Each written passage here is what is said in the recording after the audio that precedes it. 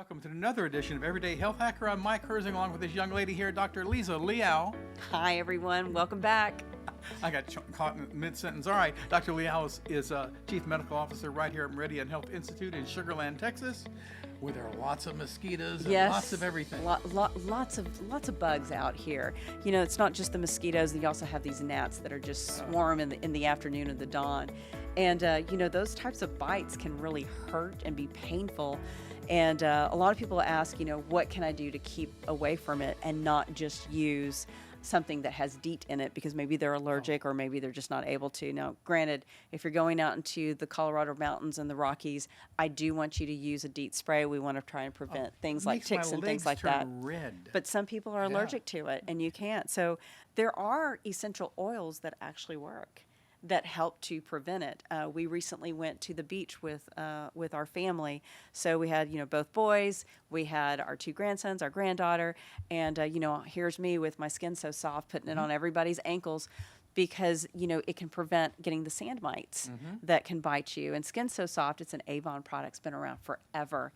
And remember using it to where, you know, back in, I would call long time ago when you would travel, that's how you could tell if somebody was a tourist or if they actually lived there because they had little bites around their ankles. You use Skin So Soft and then nobody would ever know. And it works well. It also is a great, it just moisturizes your skin. It smells nice.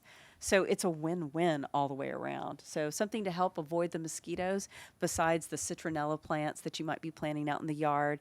You know, burning the citronella is that you can use something like essential oils. Skin So Soft is one of those that is out there. You know, we had talked earlier in a couple of episodes ago about vitamin B1. Yes. And I was funny is I tried it and goodness gracious, it worked. I can't believe it. Take one little vitamin B1 every day and my mosquito bites went from, because I usually walk outside and they just swarm. They just love me.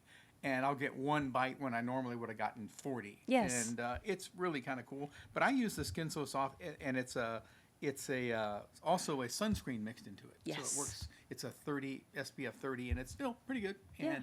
And at my age, I need sunscreen everywhere I go anywhere. Everybody needs sunscreen. It's especially awesome. In the heat wave. You know, people talk about my dermatologist, Dr. Klaus, that you and I both go to. She will say, when you're driving, be sure to put it on your left side and your face and your ears because of the sun coming in the window, the UV rays. And I was like, yeah. She goes, truckers are my best customers because of all the skin cancers on their left side. Truckers and pilots. A lot of the pilots have it right on the top of their head because they didn't wear a hat. So I always encourage all the pilots to wear a hat while they're flying. Same thing. And folks, you never think about that. But as you get older, and even the folks that don't stick their arm out the window, in the old days you would stick your arm out the window. But no, not even. But now it's just all in here and the side of your head and your ears and everything. Oh, yep. So big deal, folks. A couple of different things today that we're talking about is, you know, there are essential oils that you can do to help prevent having any bug bites in addition to taking like a B1 supplement. And also make sure that you're wearing your SPF sunscreen. Yes, we do that. Also, if you do get a tick bite, how do you know that it's going to be a bad one? Some of them itch, you know, a few days later. So that's a great question. And, you know, one of the first keys that we always look at is that does it look like a bullseye? And if it looks like a bullseye, that's something that you need to be treated with doxycycline or an antibiotic to help prevent the Lyme.